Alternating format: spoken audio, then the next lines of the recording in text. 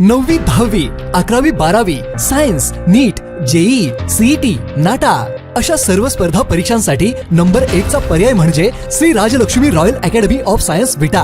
इथे मिळतो number 1 result, number 1 teaching quality, 3D animated video lectures, live organ biology workshop, number 1 infrastructure, AC, digital classroom, library, study room, expert lectures from various fields, educational tours, exclusive workshop for personality development, Olympiad exam, foundation course, लाखो रुपयांची scholarship आणि दत्तक योजनाही। आपल्या पाल्याच्या उज्ज्वल भविष्यासाठी आजच प्रवेश निश्चित करा। नमस्कार, प्राईम न्यूजमध्ये आपल्या सर्वांचे स्वागत। देवीखिंडी गावात घरकुल योजनेच्या भव्य शुभारंभाचे निमित्त घेऊन बाबर गटाने मोठी ताकद दाखवली। कुठलीही निवडणूक नसताना देवीखिंडीच्या सरपंच सौ शोभा बालाजी शिंदे व ग्रामस्थ यांनी आमदार सुहास बाबर यांच्याबरोबर पंचायत समिती सभापती, उपसभापती, खानापूर पंचायत समितीचे सर्व सदस्य तसेच विटा नगरपालिका नगराध्यक्षा, उपनगराध्यक्ष, सर्व नगरसेवक तसेच जिल्हा परिषद सदस्यांचा भव्य सत्कार सोहळा आयोजित करून देवीखिंडी गाव ताकदीने आमदार सुहास बाबर यांच्या पाठीशी असल्याचे दाखवून दिले। देवीखिंडीचे सुपुत्र मान्य श्री अनिल शेठ माने यांच्या सुवर्ण महोत्सवी वाढदिवसानिमित्त त्यांच्या संकल्पनेतून साकार होत असलेल्या भव्य घरकुल योजनेचा शुभारंभ कार्यक्रम मोठ्या थाटामाटात पार पडला। देवीखिंडी गावावर स्वर्गीय आमदार अनिल भाऊंचे विशेष प्रेम होते। आज अनेकांनी त्यांच्या व देवीखिंडीकरांच्या आठवणींना उजाळा दिला। आमदार सुहास बाबर यांनी अनिल शेठ माने यांचे तोंड भरून कौतुक केले। एकूणच देवीखिंडी येथील घरकुल योजनेच्या भव्य शुभारंभ कार्यक्रमाने बाबर गटाची ताकद दाखवलेल्या या कार्यक्रमाची मोठी चर्चा होत आहे। पाहूयात काय म्हणालेत आमदार सुहास बाबर। डायस मागवायचं कारण असं, भाषणाला उठलं की लगेच मला प्रकाश भाऊनी चिठ्ठी काढून दिली आणि मग सत्कार राहिला बाजूला, आधी ह्या चिठ्ठीच्या कामांच्यावर बोला अशी देवीखिंडीकरांची अपेक्षा असते, म्हणून मी डायस मागून घेतली। बालाजी बापू डायसवर मला चिठ्ठी ठेवली की मला तुमच्या प्रत्येक विषयावरती मला भाषण करता येईल। लहानपणापासूनचे माझे सहकारी मित्र, कधी लहानपणी मला असं वाटलं नव्हतं की राजकारणामध्ये मी येईन आणि अनिल शेठ त्यांच्या आयुष्यामध्ये एवढे मोठे होतील आणि त्यांच्या माध्यमातून ह्या समाजाचं एवढं मोठं काम होईल असं कधी, अगदी हसत खेळत अख्खं आयुष्य काढलेलं आज अनिल शेठ इतका प्रचंड मोठे झाले। आणि त्यांच्या वाढदिवसाच्या निमित्तानं म्हणजे आता कदाचित मी 50वा वाढदिवस आहे त्यांचा, त्यांना बघितले की वाटत नाही आणि मी लहान आहे त्यांच्यापेक्षा, तर परत तुम्ही मला 50 मध्ये घेते। त्यांच्या 50व्या वाढदिवसाचं औचित्य साधून खऱ्या अर्थानं त्या देवीखिंडी गावासाठी त्यांनी खूप मोठं एक उपक्रम हाती घेतला आणि त्या उपक्रमाच्या कार्यक्रमासाठी या ठिकाणी उपस्थित आपल्या पंचायत समितीच्या सभापती आदरणीय सुवर्णाताई भोसले, पंचायत समितीचे उपसभापती आदरणीय सुहास नाना, विटा नगर परिषदेच्या नगराध्यक्ष आदरणीय काजल काकी, उपनगराध्यक्ष आदरणीय अमोल दादा, जिल्हा परिषदेच्या सदस्य आदरणीय शीतल वहिनी, जिल्हा परिषदेचे सदस्य आदरणीय हिम्मत भाऊ, जिल्हा परिषदेचे सदस्य आदरणीय मनीषा वहिनी, कार्यक्रमासाठी उपस्थित पंचायत समितीचे सदस्य आदरणीय पायलताई, प्रतिभाताई शेंडे, मार्केट कमिटीचे उपसभापती मार्केट कमिटीचे माजी सभापती आदरणीय सुशांत भाऊ देवकर, कार्यक्रमासाठी उपस्थित नगरसेवक आदरणीय वैभव तात्या, वनिताताई शितोळे, रसिकाताई सपकाळ, दीपाताई चोते, उज्ज्वला काकी, श्रीकांतबाया साळुंखे, कार्यक्रमासाठी उपस्थित नगरसेवक आदरणीय लीलाताई विंगारदेवे, भाग्यश्रीताई ताळेकर, प्रतिताई पवार, उज्ज्वलाताई सूर्यवंशी, माझे सहकारी मित्र आदरणीय नगरसेवक प्रणव हरगोडे, अविनाश शितोळे, अमरभैया शितोळे, व्यासपीठावरती उपस्थित आदरणीय बलवडीचे पंचवांना, लेंगराजे सुनील दादा, युवराज शेठ, प्रकाश बागल।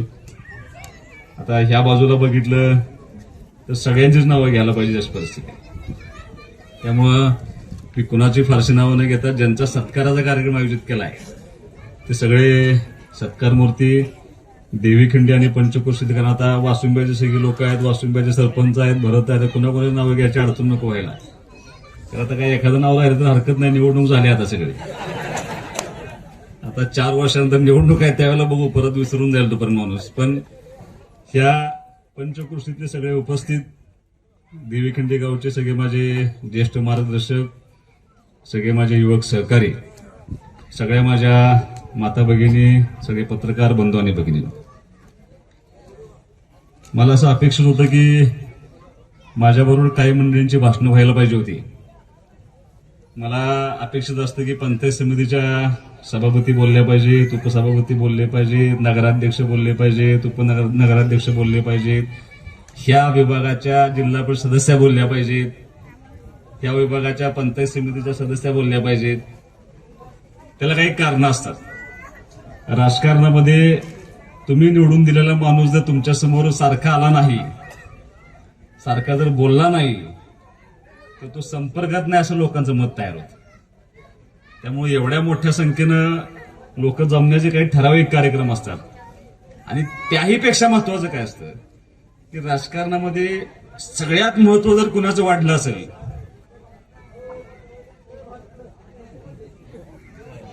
तर ते माझ्या माता भगिनींचं महत्व वाढलं. आणि एवढ्या मोठ्या संख्येनं कधीही माझ्या माता भगिनी कुठल्याही राजकीय कार्यक्रमाला येत नाही. त्या बिचार आपले मतदान करतात आणि घरात बसतात. आता फक्त करताना तुमचं ऐकत नाही एवढं लक्षात असू दे झालं. पूर्वी ऐकत होत्या तुमचं, आता ते दिवस राहिले नाहीत. आज भारताच्या सगळ्या निवडणुका जर कुणाच्या अवतीभोवती फिरतायत तर ते माझ्या माता भगिनींच्या अवतीभोवती फिरतात. महाराष्ट्रामध्ये 242 मतांचे सगळे आमदार निवडून येण्यामध्ये सगळ्यात महत्वाचं कारणीभूत काय असेल तर लाडकी बहीण कारणीभूत असेल. आमची अजिबात कुणी कोणाचं ऐकलं नाही. तुम्ही कोणी काय जरी सांगितलं तरी प्रचंड प्रेम. माझी गोष्ट वेगळी होती. माझ्यावरती माझ्या ह्या सगळ्या माता भगिनी सगळ्यांनीच माझ्यावरती प्रेम दाखवलं. म्हणजे इतिहासात न भूतो न भविष्यात एवढं मताधिक्य देऊन मला ह्या लोकांनी निवडून आणलं होतं. पण आज पश्चिम बंगालची निवडणूक चालू आहे, त्याचा प्रचार चालू आहे, त्याच्यामध्ये सुद्धा फोकस कोणावरती आहे तर माझ्या माता भगिनींच्यावरती. केंद्रीय मंत्रिमंडळ केंद्रीय अधिवेशनामध्ये खूप मोठा निर्णय करण्याचा प्रसंग आला. आज तुम्ही जर व्यासपीठ बघितलं, ह्या बाजूला संख्या कमी आहे, संख्या इकडं वाढली. हे नगरसेवकांची संख्या बघा, सभापती महिला आहेत, नगराध्यक्ष महिला आहेत आणि नगरसेवक सुद्धा संख्या जर बघितली तर माझ्या माता भगिनींची संख्या जास्त. 50% महिला आरक्षण या स्थानिक स्वराज्य संस्थांना होतं. आता तेच आरक्षण विधानसभेला आणि लोकसभेला देण्याचा प्रयत्न एनडीए सरकारनं केलं, पण दुर्दैवानं अजून ते फसले. पण कधी ना कधीतरी अशी वेळ येणार आहे की ह्या देशामध्ये 50% जसं स्थानिक स्वराज्य संस्थाला आरक्षण आहे तसं 33% त्यातल्या परत विधानसभेला. आता माझं नशीब थोडं चांगलं दिसतंय बहुतेक, त्यामुळे आरक्षण रद्द झालेलं म्हणजे अजून झालंय की नाही माहित नाही. अजून परत एकदा येईल, परत आणि काहीतरी होईल. पण मी नशीब घेऊन आलो एवढं खरं आहे. त्यामुळं महत्वाचा भाग काय आहे राजकारणामध्ये तर माझ्या आता माता भगिनी त्या सगळ्यात जास्त संख्येने उपस्थित आहे. म्हणून माझी अशी इच्छा होती की तुम्ही सगळ्यांनी बोललं पाहिजे. दुसरी गोष्ट, माझ्या व्यासपीठावरच्या सगळ्या मंडळींना माझी विनंती आहे की ज्या गावामध्ये तुम्ही कार्यक्रमाला आलाय ना त्या गावाची तुम्हाला पार्श्वभूमी माहीत असणं खूप महत्वाचं. म्हणजे या गावचं कौतुक करायला जेवढं थोडं आहे. म्हणजे सामाजिक क्षेत्रामध्ये अग्रेसर असेल, द्राक्षामध्ये सगळ्यात पैसेनंतर सगळ्यात अग्रेसर गाव माझं देवीखिंडी आहे. लक्षात, भाऊंचं ज्या ठराविक गावांच्यावरती प्रेम होतं त्यामध्ये देवीखिंडी गावावरती फार प्रेम होतं. कारण भाऊंचे सगळ्यात आवडीचा विषय कुठला होता तर शेती हा आवडीचा विषय होता आणि त्यातल्या सगळ्यात आवडीचा विषय होता द्राक्ष. आणि द्राक्षासाठी धनाजी मायने टाळेवाजा एवढीच माझी फक्त अपेक्षा आहे. कारण सगळ्यात जास्त भांडणारा आमच्या बरोबर पाण्यासाठी, बरोबर ना, प्रकाश असा लागलाय बघा. कारण अत्यंत प्रेम ह्या भाऊंचं ह्या गावावरती असण्याचं कारण म्हणजे या द्राक्षासाठी खूप भाऊंचं प्रेम होतं. मी तुम्हाला मुद्दाम सांगतो, आता हे सगळं सांगत असताना ह्या गावाचं वैशिष्ट्य आहे. अनेक निवडणुका झाल्या, ह्यापूर्वी अनेक मतभेद होते, अनेक संघर्ष झाला. म्हणजे अगदी एखादं झाड तोडलेला संघर्ष सुप्रीम कोर्टापर्यंत गेलेलं गाव आहे आमचं. म्हणजे कुठल्या दराला जाऊन आमच्यात काम चालतं तुम्हाला सगळ्यांना माहित असणं मात्र सुप्रीम कोर्टापर्यंत एक झाड तोडलं म्हणून जर आमचे लोक केस खेळत असतील तर अत्यंत जागरूक, संवेदनशील आणि तेवढंच कामाला तत्पर असलेलं गुरुजी गाव आपलं या निमित्तानं आहे. हे आमच्या नगर हे यांना माहित नाही, आत्ताची सुरुवात आहे. त्यामुळे हे सगळं हळूहळू आपल्याला या सगळ्या प्रक्रियेतनं जावं लागतं. गाववाडा कसा असतो हे माहित असणं महत्वाचं आहे, म्हणून मी तुम्हाला या निमित्तानं सांगण्याचा प्रयत्न करतो. जरी सगळं असं असलं म्हणजे एका छोट्याशा गोष्टीसाठी एवढा जरी संघर्ष झाला असला तर तेवढंच प्रेम, तेवढीच आत्मीयता, तेवढीच एकी ठेवून काम करणारं गाव कुठं तर माझं देवीखिंडी गाव. आणि हे फक्त मी तुम्हाला मतदानापुरतं सांगतो असं नाही. राजकारणामध्ये यश अपयश येत असतं, अनेक संघर्ष होतात. आमचा बालाजी बापूंचा संघर्ष होता. कामाची पद्धत बघून त्यांनी काही वेळा निर्णय केला, ती सगळी मंडळी आपल्याबरोबर आली. आज आणि काय मंडळी आपल्याबरोबर येत असतील. पण सांगण्याचा उद्देश एवढा आहे की कोण आपल्या गावासाठी काम करू शकतं हे आणि त्या काम करणाऱ्या माणसाच्या पाठीमागे जाण्याचा निर्णय करणारं गाव हे देवीखिंडी गाव आहे माझं. त्यामुळं हे माहीत असणं तुम्हाला मात्र म्हणजे तुम्हाला एक मुद्दाम सांगतो. मी 5 वर्ष पंचायत समितीला काम केले, 5 वर्ष जिल्हा परिषदला काम केले. ग्रामसेवकाचा सत्कार कोण घेत नाही बरं का. एक वेळ शिक्षकाचा घेईल, सुनील दादा विचार आमच्या अण्णासाहेब तिथे बसलेत. शीतल वहिनी ग्रामसेवकाचा सत्कार फार कमी. म्हणजे एक मी सभापती झाल्या जांभोनीला एक सत्कार झाला होता. म्हणजे त्यावेळेला तो ग्रामसेवक त्या गावातनं बदली होत असताना त्या ग्रामसेवकाला गावानं पैसे गोळा करून मोटरसायकल गिफ्ट दिली होती. आणि आज दुसरा ग्रामसेवकाचा सत्कार होतो. त्याचा अर्थ असा आहे की फार त्यांचं कौतुक असं नाही, ही राबवायला होते त्याला. म्हणजे ते काम करते ते ठीक आहे, पण आता काम करत असताना अत्यंत सक्षमपणे काम करण्याचं काम हे गाव करतं. ह्या गावाला शेती आहे, अनेक त्याच्या पाठीमागे सांस्कृतिक भागामध्ये विशाल निकम ह्या गावचा आहे.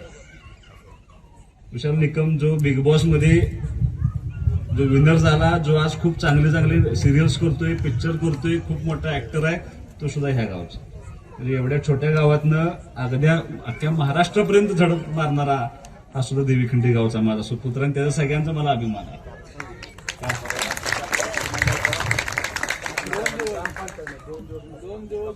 ग्रामसेवकांचा सत्कार काय केला तर बापूराव असं सांगते की 2 दिवस न जेवता त्यांनी सगळं प्रस्ताव तयार केला म्हणून सत्कार केला. रात्रभर मुख्यमंत्री समृद्धी योजनेसाठी आमची शाळा खूप चांगली आहे. नगराध्यक्षांना माझी विनंती आहे, शिक्षण सभापतींना माझी विनंती आहे, एकदा येऊन शाळा बघा. शीतलवहिनी ज्या वेळेला मी जिल्हा परिषदला काम करत होतो, ह्या जिल्ह्याचे 2 भाग पडतात. एक इतका सदन भाग आहे, प्रचंड पाणी त्या भागामध्ये जातं, आणि एक सगळा दुष्काळी भाग आहे. म्हणजे एखाद्या माणसाला पॅरालिसिस कसा होतो तसा हा दुष्काळी भाग आहे. आणि ज्या वेळेला मी उपाध्यक्ष म्हणून काम करत होतो त्यावेळेला आम्ही असा निर्णय घेतला होता की सगळंच म्हणजे शासन करायला असं नाही, कुठेतरी आपल्याला त्या ठिकाणी हातभार लावावा लागेल. आणि सगळ्यात चांगलं काम काय असतं, जर जिल्हा परिषद शाळा जर चांगल्या केल्या तर त्या शाळेमधल्या मुलांना, ग्रामीण भागातल्या मुलांना शिक्षण मिळेल. सगळं शासन करू शकत नाही, आपण कुठेतरी शैक्षणिक उठाव केला पाहिजे. शैक्षणिक उठाव म्हणजे त्या गावातल्या लोकांचा सहभाग घेतला पाहिजे. तो सहभाग घेण्याची जबाबदारी ज्यावेळेला सगळ्यांनी आमच्यावरती दिली होती. 2 वर्षानंतर ज्यावेळेला आमची शिक्षण समितीची बैठक झाली होती, त्या बैठकीमध्ये सगळ्यात जास्त अभिमान कोणाला होता त्या सदस्य असताना तर सुहास बाबाला होता. दुष्काळी भागामध्ये सदन भागापेक्षा कैक पट्टीनं सगळ्यात जास्त लोकवर्गणी गोळा करणारा हा माझा तालुका होता शिक्षण विभागाचा. आज सुद्धा तुम्ही जर शाळेमध्ये गेला तर यापूर्वी सुद्धा अनेक लोकांनी वर्गणी दिली असेल आपल्या शाळेला. म्हणजे अनिल शेठच्या आधी अनेक लोकांनी दिली असेल. आता आज तुम्ही किती दिली अनिल शेठ आतापर्यंत शाळेला? 9 लाख रुपये एकट्या माणसांनी शाळेला दिले.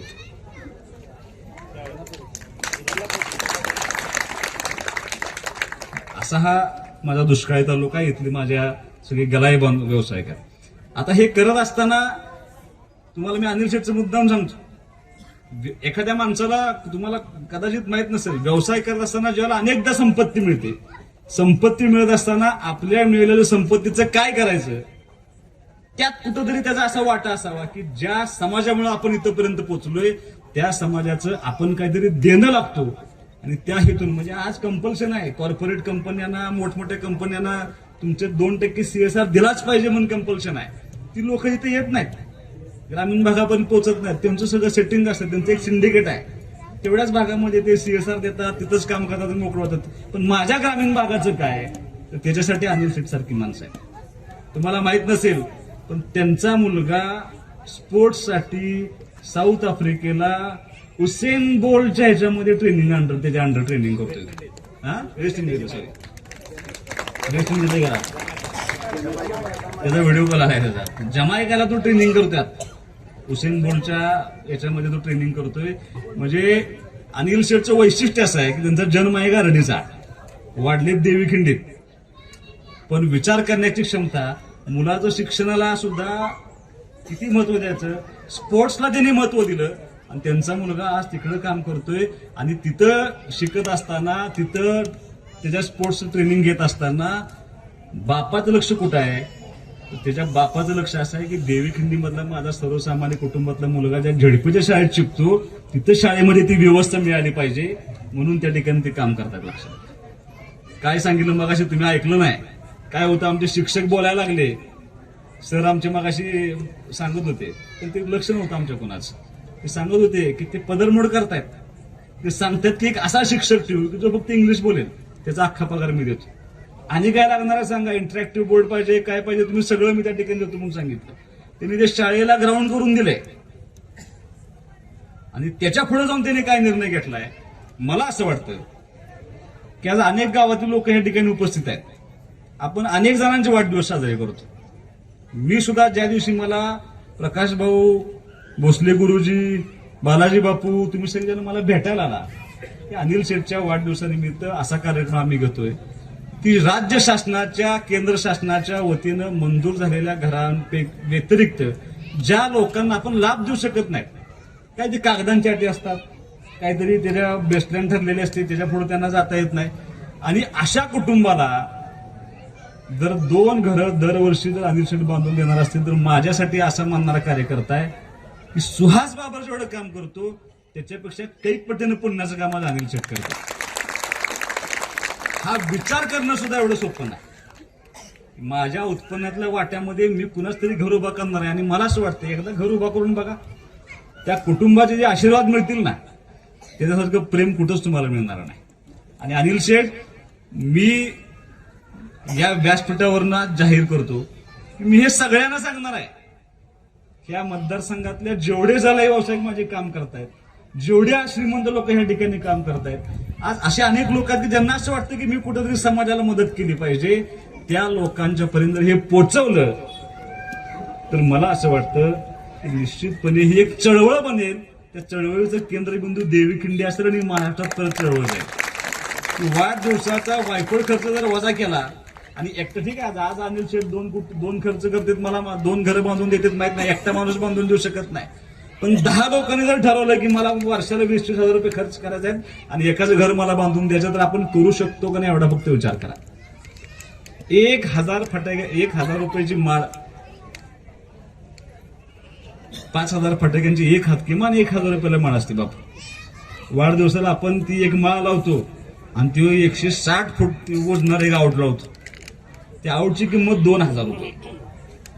केक किमान 1,000 रुपयाचा केक आहे, 5-7 केक आणतात एकाच पोराचा वाढदिवस करायला. मग बुके, आता चांदी तलवार दिली, मी ती मोडून कुणाचं घर बांधून देऊन यांना सांगणार आहे.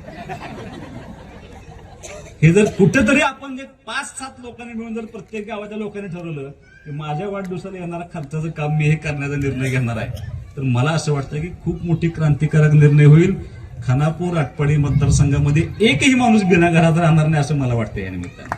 आणि मी अनिल शेठ, तुम्ही मला आज इतकं चांगलं या ठिकाणी सांगतो, तुम्ही मला उपक्रम दिलाय, मी दादाच्या परवानगीनं आज जाहीर करतो, विट्याचा राजा सगळ्यात मोठं गणपतीचं मंडळ आहे दादा. आपण काही कुणाला वर्गणी मागायला जात नाही, पण अनेक लोक आणून मला त्या ठिकाणी पैसे देतात. त्या गणपतीच्या पुढे पेटीत जे पैसे पडतात ना, ती रक्कम सुद्धा मोठी असते, मी नाकारणार नाही. आणि दादाला माझी विनंती आहे की आपण दोघं मिळूनच सांगून टाकू, त्या पेटीतल्या पैशानं दरवर्षी उठ्यात राजा एक घर बांधून दिलं, आज मी जाहीर करून टाकतो.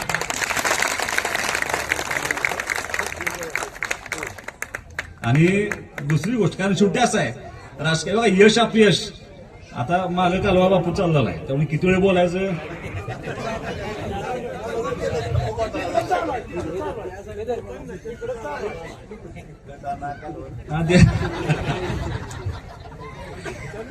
गटाना मटना कालवा तिथे उठलाय, मी किती वेळ बोला. कारण राजकारणामध्ये कितीही काम केलं, मग अशी अनेक जणांनी सांगितलं, सरांनी भाषणात सांगितलं, आमचे चंदन शिवे सर त्या ठिकाणी मनोगत व्यक्त करत असताना सांगत होते की सतत उत्पन्न अवेलेबल असणारा आमदार आहे, प्रत्येकाला असं वाटतं की माझ्या घरातला आमदार आहे, सर्वसामान्य आमदार आहे, सहज उपलब्ध होतो, सगळं खरं आहे. आणि माझी नैतिक जबाबदारी आहे. मी तुम्हाला अनेक भाषणामध्ये यापूर्वी सांगितलं की ज्यावेळेला कुटुंब माझ्या अडचणीत होतं त्यावेळेला तुम्ही सगळे माझ्या पाठीमागे उभा राहिला होता. त्यामुळे माझ्या ह्या 5 वर्षातले एक एक क्षण हे तुमच्यासाठी देणं ही जबाबदारी सुहास बाबरची, ती पार पाडण्याचा मी प्रयत्न करतो. मी कसल्या अपेक्षेशिवाय राजकारणामध्ये काम करतोय. मी जसं अनिल शेठ काम करतायत, काही गोष्टी माहीत असणं तुम्हाला खूप आवश्यक आहे. मला जो पगार मिळतो, मी विधानसभेच्या निवडणूक निवडून आल्यानंतर काही पगार मिळतो, आम्हाला मानधन मिळतं. आता आमचं राजकारण असं आहे की ठीक आहे, आज तुम्ही मला एवढ्या प्रचंड मोठ्या मताधिकाऱ्याने निवडून दिलंय. राजकारणामध्ये सगळं खरं आहे, फक्त एकच गोष्ट खरी नसते. राजकारणामध्ये कोण ताम्रपट घेऊन जन्माला आलेला नाही. राजकारणामध्ये जसं यश आहे तसं अपयश पण घ्यावं लागतं. आणि यश अपयश हा राजकारणाचा भाग असल्यामुळे काही गोष्टींचा निर्णय मी केलाय, त्याचं मी तुम्हाला उदाहरण सांगतो. कारण मला माहिती आहे ना, मला जो माईक कुणाचा चालू असेल तर बंद करा, मला जे यश मिळालंय त्या यशाचं त्या राजकारणामध्ये सगळ्या आमदारांना एक मानधन मिळतं, मला सुद्धा मानधन मिळतं. बारकी रक्कम नाही. 2 लाख रुपये कशाचे? 2.5 लाख रुपये वर्षाला नव्हे, महिन्याला. आता त्या 2.5 लाखावरती आम्हाला एवढ्या शिव्या बसतात फेसबुकला आणि व्हॉट्सअपला, कशाला यांना पगार पाहिजे, एवढं सगळं यांना सगळं. आता काहीच फॅसिलिटी नाहीत आम्हाला, ते फक्त म्हणायचं आहे. आता 2.5 लाख रुपये ज्यावेळेला मला पगार मिळतो त्यावेळेला माझं महिन्याचं गाडीचं रनिंग असतं 12,000 किलोमीटर. मला डिझेलला सुद्धा पैसे पुरत नाही.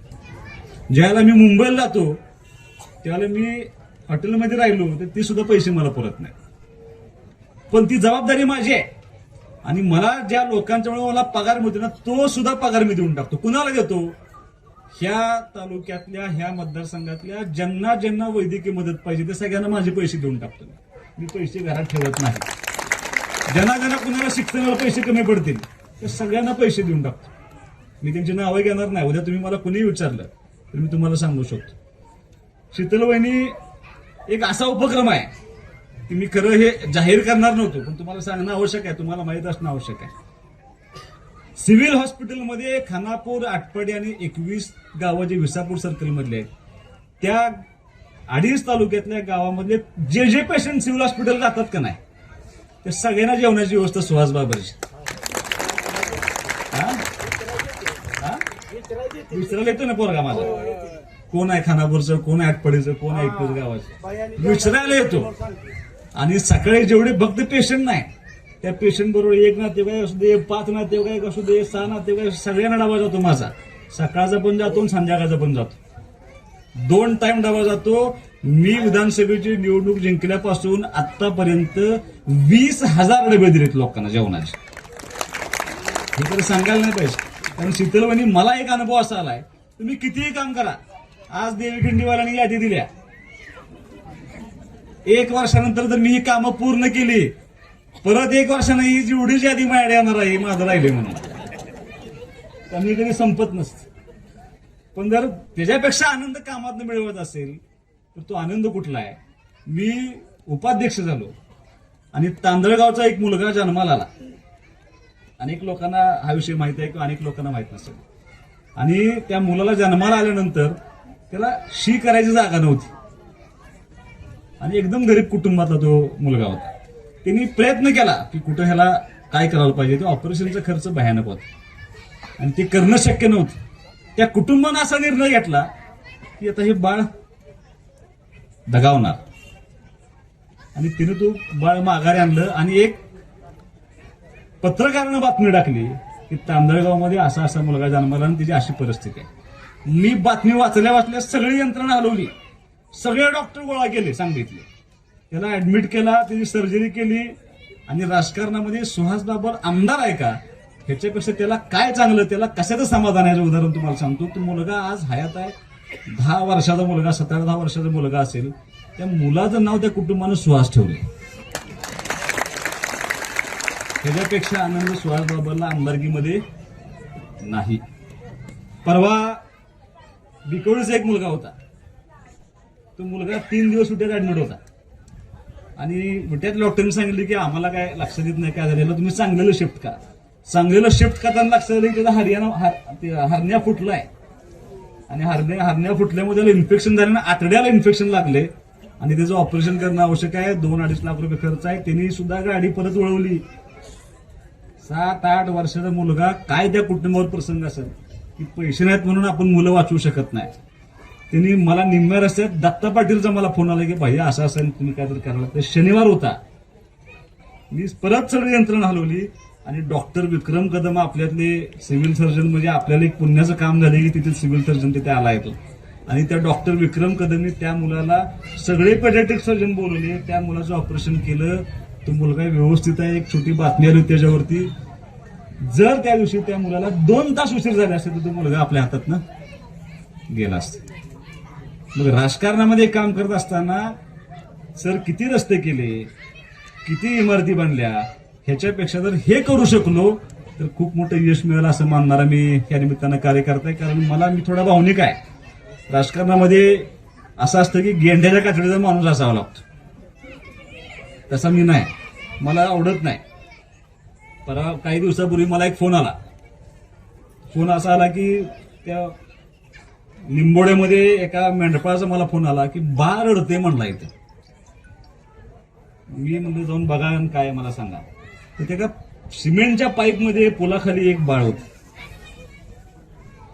मी पोलिसांना फोन केला, म्हणजे जाऊन बघा ताबडतोब आणि काय अवस्था आहे बघून मला फोन करा. आणि पोलिसांचा मला फोन आला की मला मुलगी आहे, टाकून गेली होती मला. मी म्हणलं सिव्हिल हॉस्पिटलला न्या. सिव्हिल हॉस्पिटलला तिला शिफ्ट केलं. मला राहवलं नाही. मी माझ्या बायकोला सांगितलं की तू जा, तिला काय दुपटं कपडे काय लागतील ते देऊन टाक म्हणलं. तिला सगळं तिथं दिलं. तरी सुद्धा मला झोप आली नाही त्या दिवशी रात्री की आमच्या कुटुंबामध्ये मुलगी नाही म्हणून आमची आई धडपडून म्हणजे तिचा जीव आयुष्यभर तडपडत राहिला कशासाठी, तर घरात मुलगी नाही. आणि माणसं मुलगी झाल्यानंतर सोडून देतात. मला काय ते पेरलं नाही. माझी दुसरी अडचण अशी होती की तिला आता 9-10 दिवस ट्रीटमेंट झाल्यानंतर तिला शिफ्ट करणं आवश्यक होतं. तिला एका अनाथ आश्रममध्ये शिफ्ट केलं. मी अडॉप्शन करू शकत नाही. मला कायद्यानं मला ते घेता येत नाही. मला मुलगी दत्तक. आमच्या घरात मुलगी नाही. मी दादाला फोन केला. माझी अशी इच्छा आहे की आपल्या आईची इच्छा होती की आपल्याला आपल्या घरामध्ये एक मुलगी असायला पाहिजे होती. मी आपलं त्या अनाथ आश्रममध्ये फोन केला आणि त्यांना विचारलं की मला ह्या मुलीचं पालकत्व घ्यायचं आहे, की तिला आत्तापासून लागणारं तिचे अन्न वस्त्र काय, तिला कपडे बिपडे, तिचं जो पण अडॉप्शन होत नाही तो पण सगळा खर्च मी करतो. त्याने ते मान्य केलं. समजा तिथं नाही अडॉप्शन झालं, तिला शिक्षणाला जेवढे पैसे लागतील तेवढे सगळे मी भरतो म्हटलं. त्यांनी ते मान्य केलं. आणि शिक्षण झाल्यानंतर तर तिच्या लागण्याची जबाबदारी म्हणून सुहास बाबर घेतली. ती जबाबदारी मी घेतली. आणि हे सगळं कसं मला काय झालं काय करायचं म्हणून मी दादाला सांगितलं. म्हणलं बाबा मला काय झालं तर तिला फक्त सांभाळा म्हणलं. परत पुढे आपण तो शब्द दिला. काही मित्रांना माझ्या सांगून ठेवले की अशी एक मुलगी आहे, जी जबाबदारी आपण घेतली. त्यामुळे अनिल शेठ, मला तुम्हाला हे मुद्दाम सांगायचं आहे की राजकारणामध्ये आज पद येईल उद्या पद जाईल, ह्याच्यापेक्षा आणि काहीतरी भविष्यात मोठं मिळेल. पण समाजासाठी जर आपण हे काम करू शकलो याच्यासारखं दुसरं पुण्याचं काम कुठलंही नाही. मला माहित नाही तुम्ही कुठल्याही निवड कसल्याही अपेक्षेशिवाय सगळी कामं करताय, पण तुम्हाला देव इतकं देईल की आज 2 घरं देताय आणि 10 वर्षांनंतर 20 घरं बांधून द्याल. एवढंच तुम्हाला देव सक्षम करून एवढी मी त्या ठिकाणी मला एवढा आत्मविश्वास आहे. त्यामुळे मगाशी सरांनी सांगितलं की आता हे सगळं करत असतो मी. मला सर त्यांनी गर्दी बघितली. सर रोज सकाळी किमान 200 माणसांना भेटतो मी सकाळी 8 वाजल्यापासून 12 वाजेपर्यंत. आणि मी प्रामाणिक प्रयत्न करतो. मी कुणाला म्हणत नाही बरं उद्या बघू परवा बघू असतो. मी फोन करतो. काम होऊ द्या अगर न होऊ द्या. शेवटी मी माणूस आहे. सगळीच कामं माझ्याकडं अगदी एक नंबरचे तर असं नाही. काम करत असताना प्रामाणिक प्रयत्न केला पाहिजे. त्याचा समोर फोन केला पाहिजे. आणि किती उपलब्ध असतो त्याचं उदाहरण तुम्हाला सांगतो. मतदारसंघामध्ये एखाद्या गावामध्ये डास जास्त झाले तरी सुद्धा बायका मला फोन करतात, अरे काय करतोयस तू, डास झाले जास्त. आणि मी तिथं फोन करून सांगतो त्या ग्रामसेवकाला, नाव घेऊन सांगतो चिखलहोळचा, तुम्ही विचारा अण्णासाहेबाला. मला एका आजीचा फोन आला, अरे काय करतोयस, डास लय झाले. म्हणलं कुठलं गाव आहे, म्हणून चिखलहोळ. थांबा जरा म्हणलं, माझ्या लक्षात म्हणलं गटर साफ केलेलं दिसत नाही म्हणलं ग्रामपंचायत. आणि मी त्या ग्रामसेवकाला सांगितलं म्हणलं जावा आणि ती गटर स्वच्छ करून द्या आणि मला फोटो पाठवा. मी फोटो पाठवल्याशिवाय कुठल्याही अधिकाऱ्याचं काम मान्य केलं असं म्हणत नाही. आज सकाळी मला प्रभाग क्रमांक 8 मधून फोन आला होता की मी पेन्शनचं काम दिलंय. म्हणलं कुणा पैसे दिलंय, नाव सांगत नाही त्या माणसाचं कोणा पैसे दिले. म्हणून मला कशाला फोन केला, म्हणजे ते फोन उचलत नाही म्हणून. त्याचा अर्थ असा आहे मी सगळ्यांचे फोन उचलतो. आता भाषण चालू आहे, मला 7-8 मिस कॉल पडलेत, म्हणजे गाडीत बसतो की नाही तर सगळ्यांना परत फोन करतो. मला कोणीही भेटू शकतं. मला कॉलेजच्या मुली सुद्धा फोन करतात, बस लागलेली नाही मला फोन. मला त्याचं वाईट वाटत नाही, मला त्याचा आनंद आहे. मला ते आनंद ह्या गोष्टीचा आहे की मला हे सगळ्यांना असं वाटतं की माझं काम करू शकतो आणि ते करण्याचा प्रयत्न मी त्या ठिकाणी करत असतो. राजकारणामध्ये हे करण्यामध्ये खूप मोठं यश असतं. आणि अनिल शेठ, तुम्हाला माझी विनंती आहे, याच पद्धतीने काम करत राहावा आणि तुमचा आदर्श ह्या मतदारसंघातील सगळी मंडळी घेतील आणि माझ्या मतदारसंघामध्ये एक नवीन मुवमेंट चालू होईल. त्या मुवमेंटचा शुभारंभ आज आपण या निमित्तानं करतोय. मी निश्चितपणे तुम्हाला मनापासून धन्यवाद देईन. काही कामाच्या अपेक्षा या निमित्तानं सांगितले. टेंबू योजनेचं आवर्तन चालू करा. पैसे भरलेत का, गोळा केलेत हे आवडीचा शब्द आहे. पण मंगळवारपासून किंवा बुधवार सकाळपासून तुमचं आवर्तन चालू होईल. अग्रणीला सुवर्णा नाडू पाणी चालू आहे. होय, तुम्ही पैसे भरले, त्यांचं झालं की लगेच तुमच्याकडे पाणी चालू करून द्यायची जबाबदारी माझी. वेजेगाव देवीखिंडी मादरमोठी रस्ता रुंदीकरण करायला धरलाय आपण. जुलै नंतर तो रस्ता वायडनिंग करून तुम्हाला मोठा करून द्यायची जबाबदारी माझी. देवीखिंडी ते कलडोन रस्ता रुंदीकरण करायचा, करून देतो. देवीखिंडी घरणीकी रस्ता आता घाटातच त्या चढावच फक्त राहिला. केलंय ते सांगितलंय का बापूला, ते झालं नाही. माणसाने असं वाटलं पाहिजे की हे काहीच काम करत नाही, त्याचा नारळ फोडायला राहिलाय. ठीक आहे, त्या घाटातला रस्ता तुम्हाला मी करून देतो. काय तेवढं चढ कमी करून आपल्याला किती राहते, 2 किलोमीटर राहतो तुम्हाला करून देतो. 6व्या टप्प्यातनं देवीखिंडीला कसल्याही परिस्थितीत तुम्ही मागाल तिथं पाणी द्यायची जबाबदारी सुहास बाबाची. आणि या गोष्टीची मला जाणीव आहे. त्या काळी सर्व्हे झाल्यानंतर तुम्हाला ज्या लाईन पडल्या होत्या त्या सगळ्या फेडरल लाईन पडायला पाहिजे, पण त्या सगळ्या पीडीएन लाईन पडल्या. कमी क्षमतेनं त्या ठिकाणी पाणी येते. पण 6व्या टप्प्यातनं आपल्याला शहाजी, आपल्याला यादव साहेबांना फोन करून बोलवून घ्या. त्यांना सगळं एकदा मेन लाईनचं काम झालं की तुम्हाला दावल मलिकवरनं 6व्या टप्प्यातनं मोठं पाणी द्यायची जबाबदारी माझी आहे. फक्त पैसे भरायची सोय लावून घ्या. असं गावकऱ्यांची एक इच्छा आहे की आमच्या देवीखिंडीचं भरपूर नुकसान झाले, त्याच्या निमित्तानं काहीतरी कन्सेशन भेटून गावासाठी. आता जे उतारात जे आमचं पूर्ण पाणी सगळं बोगद्यात जातं आणि इतकं नुकसान आहे की आलेलं पाणी सुद्धा पावसात सुद्धा पाणी बोगद्यात उतरून जाते. त्यासाठी आम्हाला गावाला पैसे भरायला तयार आहेत सगळे, पण त्यांचं एवढं म्हणणं आहे की त्यातनं काहीतरी सूट मार्क काढू आपण, मार्क काढून तुम्ही द्यावा हीच विनंती. यादव साहेब आम्ही सगळे एकत्र बसून आपण त्यांना बघा मार्ग काढू दिला. त्यांना समोर घेऊन येऊ. समोर घेऊन तुमचं त्या निमित्तानं मार्ग काढून देतो. पाटण ते अक्कलकोट एसटी देवीखिंडी मार्ग सुरू व्हावी. ते लेटर दिले ठीक आहे. उद्या विठ्ठल सांगून उपयोग नाही. ते पाटण ते अक्कलकोट सेवा चालू करत असताना 2 डीसींशी बोललं पाहिजे. मी त्या दोन्ही डीसींशी उद्या सकाळी चर्चा करतो आणि तुम्हाला मी त्या व्यवस्था तुम्हाला या निमित्तानं करून देतो. हे सगळं करत असताना कायमस्वरूपी अनिल शेट्टी एक निर्णय असा घेतलाय की त्यांच्या पत्नीच्या वाढदिवसानिमित्त 16 कुटुंबांना मोफत रेशन देणार आहे. ज्यांना चालू आहे 1 वर्ष जरा चालू आहे. आता सगळ्या नगरसेवकांच्या पतींना माझी विनंती आहे, झडपी सदस्याच्या पतींना पण माझी विनंती आहे. कन्हैया, एक आपल्या गावात असं कोणतं असू शकतं की ज्यांना खरंच रेशनची आवश्यकता आहे, ते आपल्या शासनाच्या योजनेमध्ये बसत नाही, तर ते किराणा मालाचं 1 पॅकेट त्या कुटुंबाला जगण्यापुरतं जर दिलं, प्रकाशराव नादानीची भीती.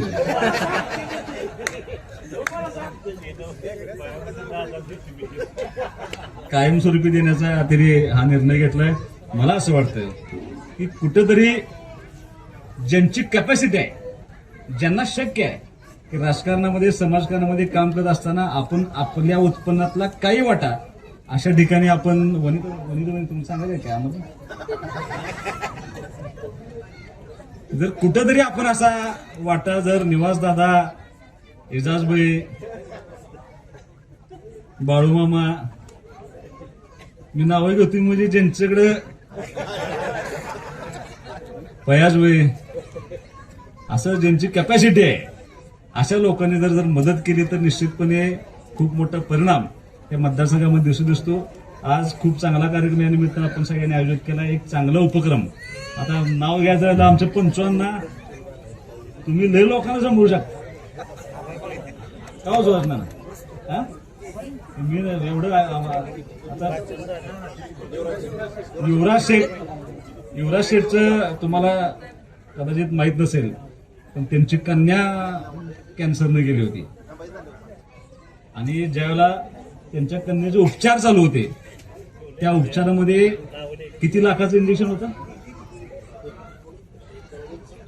1,20,00,000 एक इंजेक्शन त्यांनी आणलं होतं आणि ते ट्रीटमेंट चालू असताना बिचारी त्यात सर्वाईव्ह होऊ शकली नाही. ती मुलगी गेली, ते इंजेक्शन सेल आउट केलं तर ज्यांना लागणार होते त्यांना, त्या सगळ्या रकमेतून त्यांनी वृद्धाश्रमाला खोल्या बांधून दिलेत.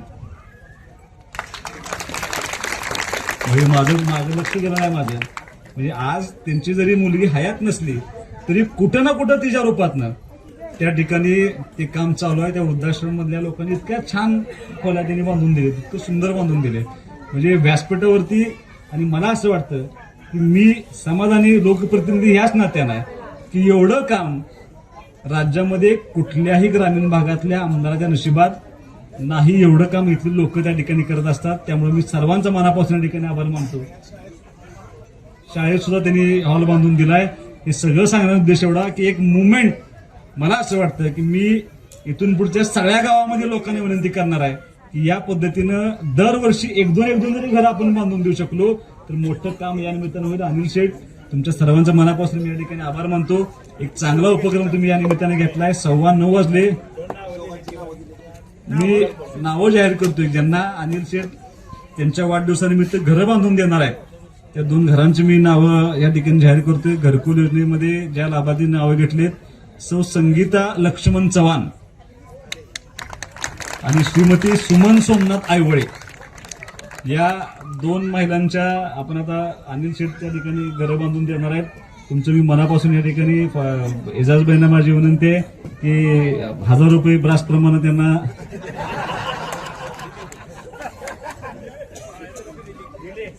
₹1000 ब्रासप्रमाणे त्यांना कृष्ण द्यावे अशी